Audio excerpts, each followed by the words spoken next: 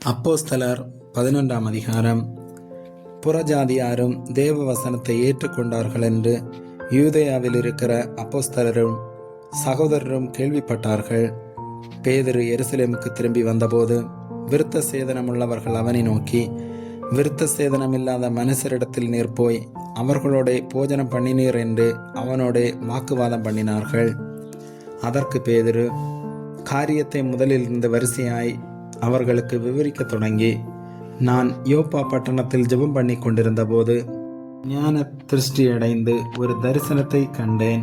அதென்னவென்றால், 4 முனைகளும் கட்டப்பட்ட பெரிய துப்பட்டியைப் போல ஒரு கூடு வானத்திலிருந்து என்னிடத்தில் இறங்கி வந்தது. அதிலே நான் உற்று பார்த்து கவனிக்கிற போது பூமியில் உள்ள 4 கால் ஜீவன்களையும் காட்டு மிருகங்களையும் ஊரும் பிராணிகளையும் ஆகாயத்து பறவைகளையும் கண்டேன். அல்லாமலும் பேதுருவே, எழுந்திரு, அடித்து புசி என்று என்னுடனே சொல்லுகிற சத்தத்தையும் கேட்டேன்.